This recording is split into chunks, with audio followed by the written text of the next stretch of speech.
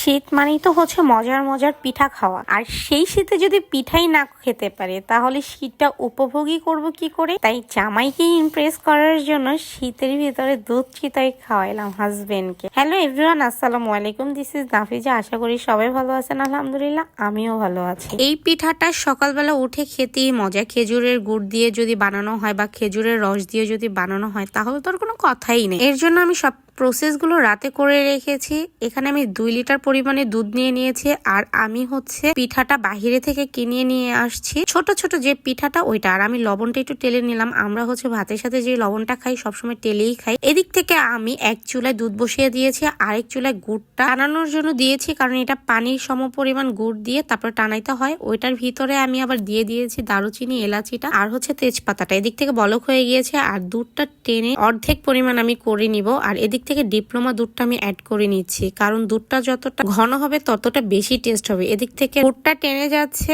এদিক থেকে দুধটাও টেনে গিয়েছে।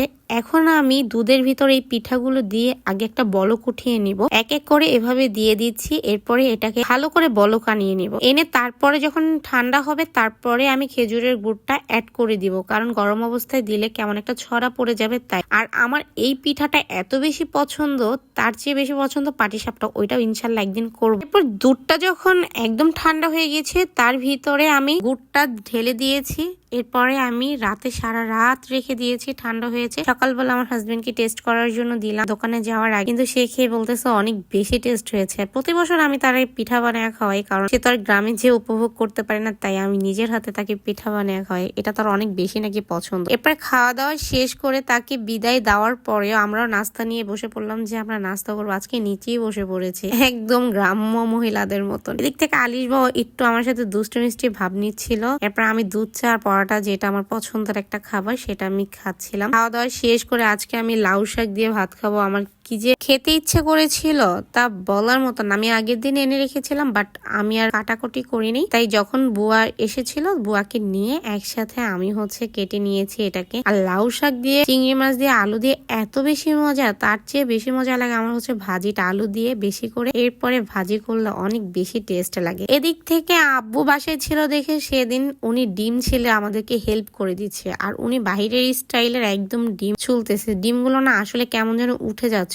এর জন্য আব্বু ওইভাবে করতেছিল। আমাদের অর্ধেক কাজ আলিশ বা মাসফি আর আব্বু তো আগেই দিল। আমরা আর কি করলাম, আমার দিক থেকে চুলায় আজকে আম্মুকে বলতেছি যে তুমি রান্না করো, তাই বেগুন দিয়ে আলু দিয়ে শুটকিটা রান্না করে ফেললো। সিম দিয়ে আলু দিয়ে ও আম্মু রান্না করে ফেললো। আর এদিকে তবে আমার কিন্তু সিম তরকারিটা অনেক বেশি পছন্দ, বেগুন তরকারিটাও অনেক বেশি পছন্দ। যদিও আমার অ্যালার্জি হয় তারপরেও আমি কোনোভাবেই মিস করি না। এই দুইটা তরকারি আমার ভীষণ পছন্দ। আর এটার সাথে যদি ইলিশ মাছটা অ্যাড করা হয় তাহলে তো কোনো কথাই নাই আমার। এরপরে ডাল বাগারটা আমি দিয়ে নিচ্ছি, কারণ ডালটা হয়ে গেছে। আর প্রত্যেকদিন ডাল রান্না করতেই হবে আমার হাজবেন্ডের জন্য, কারণ সে ডাল ছাড়া টোটালি অচল। ডাল ছাড়া সে ভাতই খেতে পারবে না। এদিক থেকে বেগুনের তরকারিটা হয়ে গিয়েছে। আর আমি শাকের জন্য আলু কেটে নিয়েছি, শাকটাই সুন্দর করে ধুয়ে নিয়েছি। এখন এটাকে আমি সিদ্ধ বসিয়ে দিব। দিয়ে লবণ আর কাঁচামরিচটা অ্যাড করে ঢাকনা দিয়ে ঢেকে দিব।